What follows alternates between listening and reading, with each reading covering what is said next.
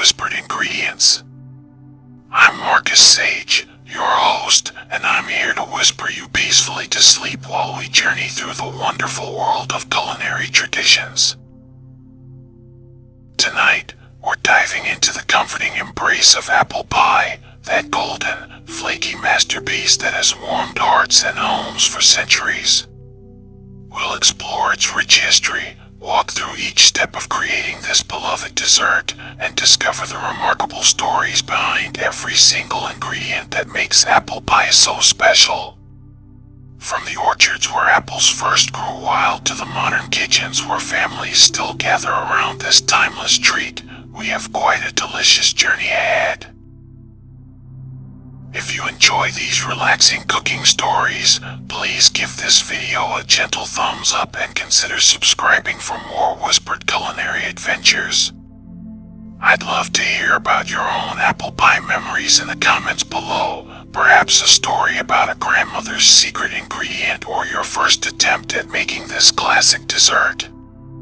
You'll find the complete recipe in the description, ready for you to try when you wake up refreshed tomorrow morning. Alright, let's get cooking. Apple pie's story begins not in America, as many might assume, but in the medieval kitchens of England, where the first documented apple pie recipe appeared in 1381. This ancient recipe was quite different from what we know today. Medieval bakers created thick, hard crusts called coffins that served more as cooking vessels than edible pastry. These early pies were practical affairs, designed to preserve the fruit filling for weeks or even months. The concept of fruit pies traveled even further back in time. Ancient Romans created early versions using honey and various fruits, though apples weren't yet the star ingredient. The marriage of apples and pastry truly blossomed during the Renaissance, when European bakers began refining their techniques and sugar became more widely available. When English colonists arrived in America, they brought their pie-making traditions across the Atlantic. However, the apples they found in the New World were quite different from the sweet varieties they knew back home. Most American apples were small, tart crab apples, better suited for cider than eating fresh. This led to the legendary figure of Johnny Appleseed, whose real name was John Chapman, traveling across the frontier planting apple orchards throughout Ohio, Indiana, and Illinois in the early 1800s. The phrase "as American as apple pie" didn't actually appear until 1924 in an advertisement. Yet by then, apple pie had indeed become deeply woven into American culture. During the Great Depression, apple pie represented comfort and abundance during difficult times. Families would stretch their ingredients, sometimes using green tomatoes or even crackers when apples were scarce, yet still called it apple pie. Regional variations developed across America. New England favors sharp cheddar cheese served alongside their pie, a tradition dating back to English customs. The Pennsylvania Dutch created deep dish versions with thick, sweet fillings. Southern bakers often added a touch of bourbon or whiskey to their recipes, while Midwestern cooks perfected the art of lattice crusts that showed off the beautiful apple filling beneath. The French contributed their own influence with an elegant upside-down apple tart that inspired American bakers to experiment with different presentations. German immigrants brought their love of streusel toppings, creating Dutch apple pies with crumbly, cinnamon-laden crowns instead of traditional top crusts. During World War II, apple pie became a symbol of home and what soldiers were fighting to protect. The phrase "for mom" and apple pie represented American values and the comfort of home cooking. Victory gardens often included apple trees, and resourceful bakers discovered how to make delicious pies even with rationed sugar and butter. Today, Today's apple pie continues this rich tradition, connecting us to centuries of bakers who found joy in combining simple ingredients into something magical and comforting. Let's gather everything we need to create our perfect apple pie, taking time to appreciate each component that will come together in delicious harmony. For our flaky, butter-rich crust, we'll need 2.5 cups of all-purpose flour, 1 teaspoon of salt, 1 cup of cold unsalted butter cut into small cubes, and 6 to 8 tablespoons of ice water. The key to exceptional pastry lies in keeping everything beautifully cold. Our apple filling requires about 3 pounds of apples, which typically means 6 to 8 medium-sized fruits depending on the variety you choose. We'll combine these with 3/4 cup of granulated sugar, 2 tablespoons of all-purpose flour, 1 teaspoon of ground cinnamon, 1/4 teaspoon of freshly grated nutmeg, a pinch of salt, and 2 tablespoons of butter cut into small pieces. For the finishing touches, we need 1 large egg beaten with 1 tablespoon of water for our golden egg wash, plus a tablespoon of coarse sugar for sprinkling on top. Before we begin mixing and rolling, proper preparation sets the foundation for success.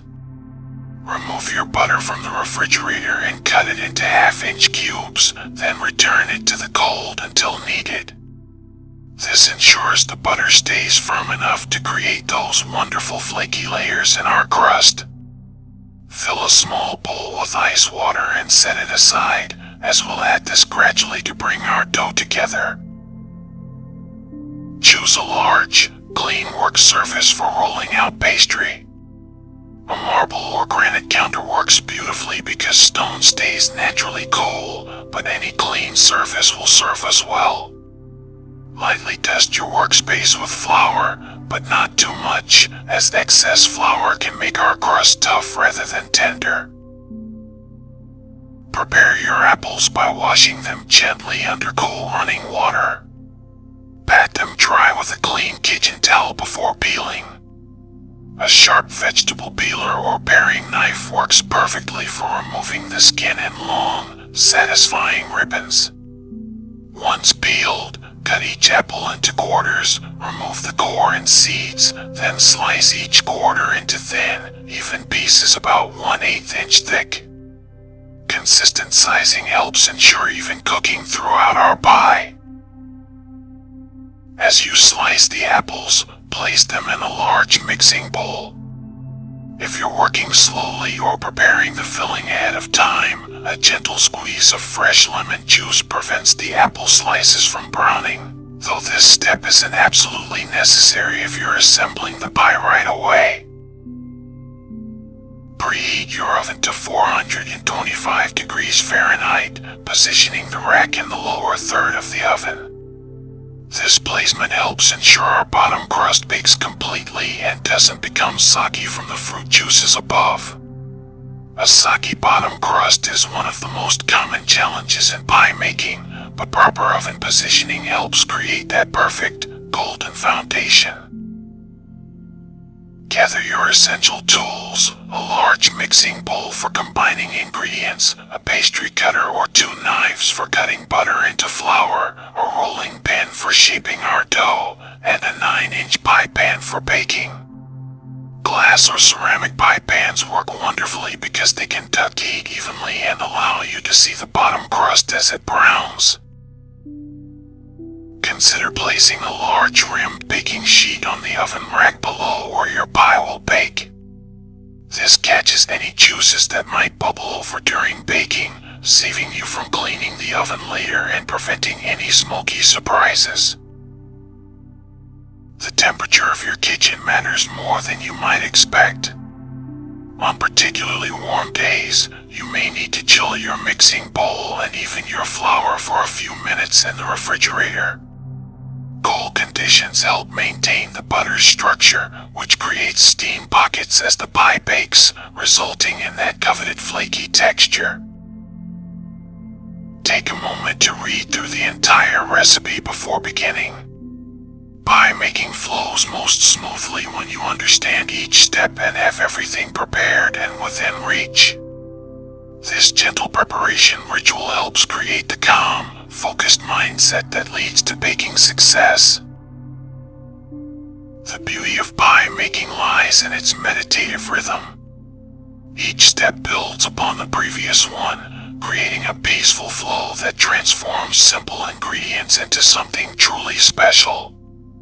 As we move forward, remember that baking is as much about the journey as the destination, and every moment spent in the kitchen adds to the love that makes homemade pie so extraordinary.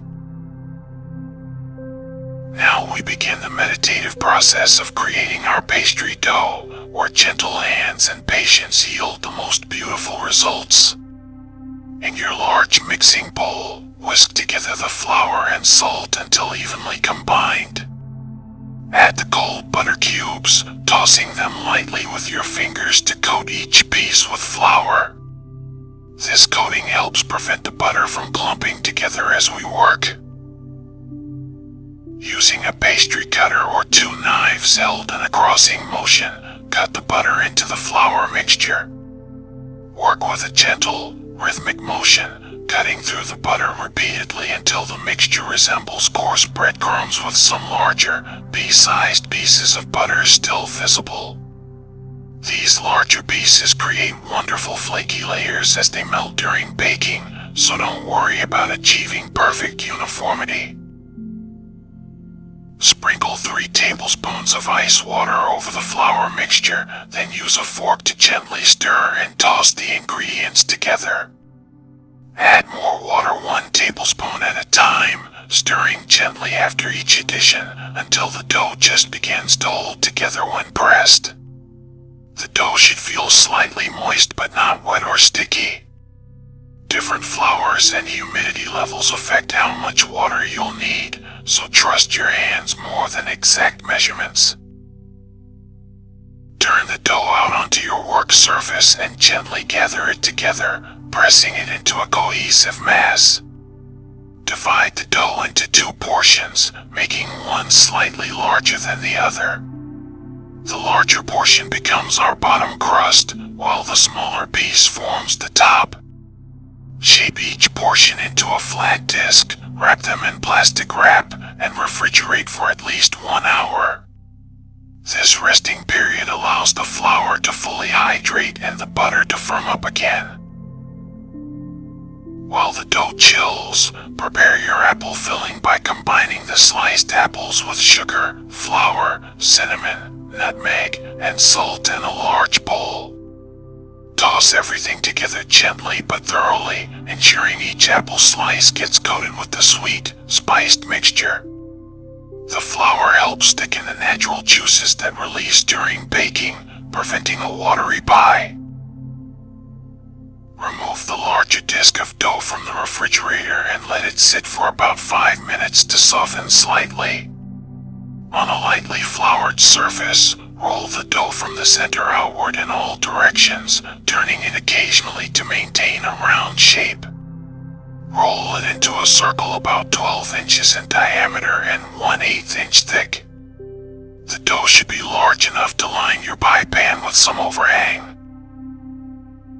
Carefully transfer the dough to your pie pan by rolling it loosely around your rolling pin, then unrolling it over the pan. Alternatively, you can fold the dough in half, then in half again, place the point in the center of the pan, and unfold it gently. Press the dough gently into the bottom and sides of the pan, being careful not to stretch it, which can cause shrinkage during baking. Spoon the prepared apple filling into the pastry-lined pan, mounting it slightly in the center as the apples will shrink during baking. Dot the filling with small pieces of butter, which adds richness and helps create a glossy, beautiful filling. The butter also helps carry the flavors of our spices throughout the filling as it melts and mingles with the apple juices. Roll out the second disc of dough into another 12-inch circle for the top crust. Place it over the filling, then trim both crusts to leave about 1 inch of overhang beyond the rim of the pan. Fold the overhang under itself to create a thick edge that sits on the rim of the pan. Crimp or flute this edge decoratively using your fingers or a fork, which also seals the two crusts together. Cut several small slits in the top crust to allow steam to escape during baking. These vents prevent the crust from puffing up too much and help the filling cook evenly. You can create simple straight cuts or make them decorative with small leaf or apple shapes. Brush the entire top surface with the beaten egg wash, which creates that gorgeous golden brown finish, then sprinkle with coarse sugar for extra sparkle and sweetness. Place the pie on the prepared baking sheet and bake for 15 minutes at 425 degrees.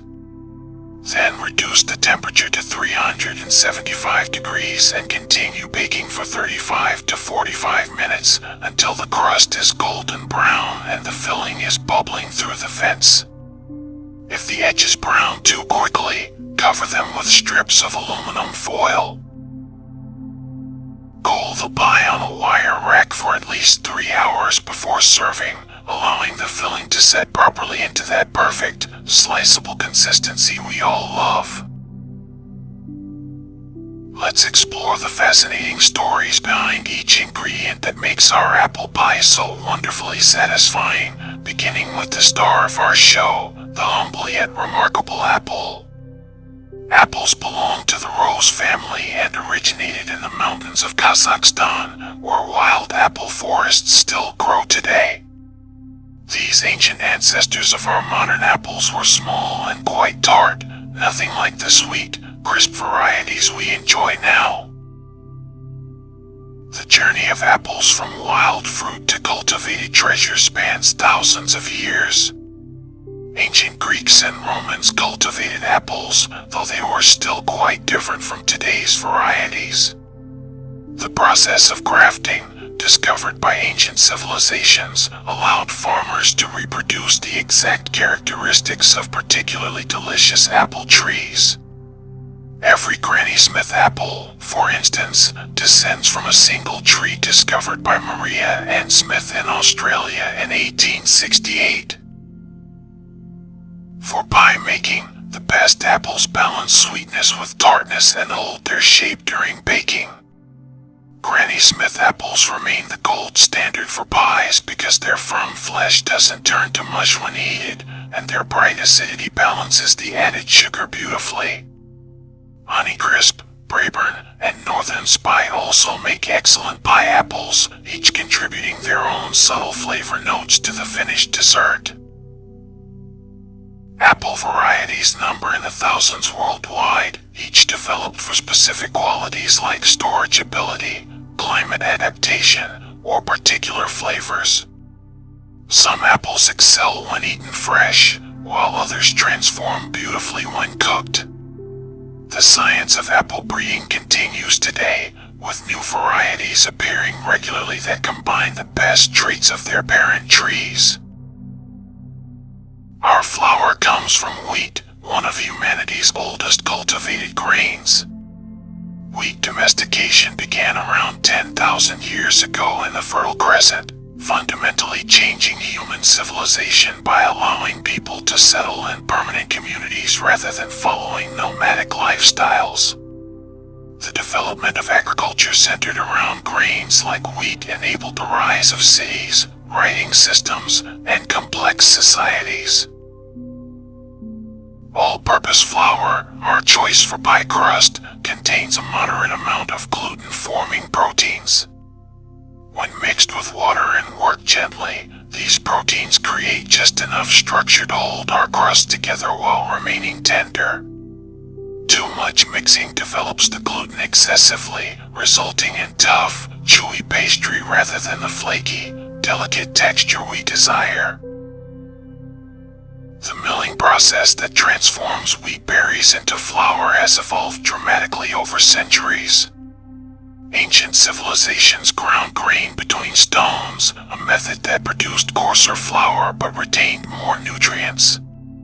Modern steel roller mills create the fine, consistent flour we use today, though some bakers still prefer stone ground varieties for their distinctive flavor and texture. Butter, that golden treasure of the dairy world, transforms our simple flour mixture into rich, flaky pastry. Butter making dates back to ancient times, though it was initially more common in northern European countries where the cooler climate made it easier to churn and store. The process of churning cream divides the fat globules from the liquid, creating the smooth, creamy butter we know today. European-style butter, which contains slightly less water than American butter, creates even flakier pastry because there's less moisture to develop gluten. The water in butter creates steam during baking, which puffs up the dough and creates those delightful layers that make pastries so appealing. Cinnamon, that warm and comforting spice, comes from the inner bark of evergreen trees native to Sri Lanka and southern India. Ancient Egyptians used cinnamon in their embalming processes, valuing it more highly than gold. Medieval Europeans believed cinnamon came from the nests of exotic birds, a myth that helped justify its enormous cost. The spice trade routes that brought cinnamon to Europe helped shape world history, driving exploration and establishing trade relationships across continents. True cinnamon, called Ceylon cinnamon, has a delicate, sweet flavor quite different from the more common cassia cinnamon found in most American supermarkets. Cassia has a stronger, more intense flavor that works beautifully in apple pie, providing that classic warming taste we associate with autumn baking. Nutmeg adds its own mysterious warmth to our pie filling. This spice comes from the seed of the nutmeg tree, native to the Banda Islands of Indonesia. For centuries, these tiny islands were the world's only source of nutmeg, making the spice incredibly valuable. The Dutch East India Company fought wars over control of nutmeg production, and the spice was literally worth its weight in gold. Salt, perhaps our most taken for granted ingredient, enhances every other flavor in our pie while strengthening the gluten structure in our pastry. Salt has shaped human history, creating trade routes, preserving food for long journeys, and even serving as currency in some cultures. The perfect apple pie deserves to be savored in the most delightful ways possible, and there are countless traditions for enjoying this beloved dessert that span cultures and generations. The classic American approach serves warm apple pie with a generous scoop of vanilla ice cream, creating that magical contrast between the warm, spiced filling and cool, creamy accompaniment. This pairing became popular in the early 1900s when ice cream became more widely available in American homes. In New England, sharp cheddar cheese alongside apple pie remains a cherished tradition dating back to English customs. The combination might sound unusual to modern palates, but the sharp, salty cheese beautifully complements the sweet, cinnamon-spiced apples. Vermont and other New England states still proudly serve pie and cheese together, often melting a thin slice of aged cheddar right on top of the warm pie. Freshly whipped cream offers another luxurious accompaniment, especially when lightly sweetened with a touch of vanilla or maple syrup. The French serve their apple tarts with crème fraîche, which enhances the fruit flavors. Some bakers fold a hint of apple brandy into their whipped cream for an elegant, grown-up twist. For the best flavor and texture, serve your apple pie slightly warm rather than piping hot. This allows the filling to set properly while still maintaining that comforting warmth that makes apple pie so appealing. If your pie has cooled completely, a brief warming in a 300-degree oven for about 10 minutes brings back that fresh-baked magic without overcooking the delicate crust. Storage requires some consideration to maintain the pie's quality. Apple pie keeps well at room temperature for up to 2 days, covered loosely with aluminum foil or plastic wrap. For longer storage, refrigerate the pie for up to 1 week, though the crust may lose some of its crispness. To restore crispness to a refrigerated pie, warm it in a 350-degree oven for about 15 minutes before serving. Freezing apple pie works beautifully for advanced preparation. You can freeze an unbaked pie for up to 3 months, baking it directly from frozen with an additional 15 to 20 minutes of baking time. Already baked pies also freeze well for up to 4 months. Thaw frozen baked pies in the refrigerator overnight, then warm them gently in the oven before serving. Seasonal considerations make apple pie even more special. Fall brings the peak apple harvest, when orchards offer dozens of varieties at their absolute best. Visiting apple orchards and selecting your own fruit adds a wonderful connection to the ingredients and the changing seasons. Many orchards grow heirloom varieties that you won't find in supermarkets, offering unique flavors and textures for adventurous bakers. Coffee and tea make excellent beverage pairings with apple pie. A rich, dark roast coffee complements the sweet spices beautifully, while black tea, especially Earl Grey with its bergamot notes, creates an elegant afternoon treat. Spiced chai tea echoes the cinnamon and nutmeg in the pie filling, creating harmonious flavor layers. For special occasions, consider serving individual mini apple pies, which allow guests to enjoy their own perfect portion while creating an elegant presentation. These smaller pies also bake more quickly and evenly, making them practical for entertaining. The ritual of sharing apple pie brings people together in ways that few other desserts can match.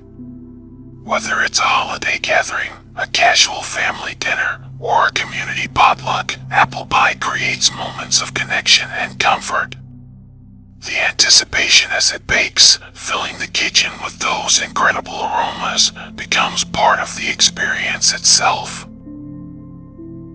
Apple pie represents more than just a dessert. It embodies traditions, memories, and the simple pleasure of creating something beautiful and delicious with your own hands. Each pie you bake adds to this rich tradition, creating new memories while honoring the countless bakers who came before us. The perfect slice of apple pie tells a story that spans centuries and continents, connecting us to the farmers who grew the wheat and tended the apple trees, the merchants who traded precious spices, and the home bakers who perfected techniques passed down through generations.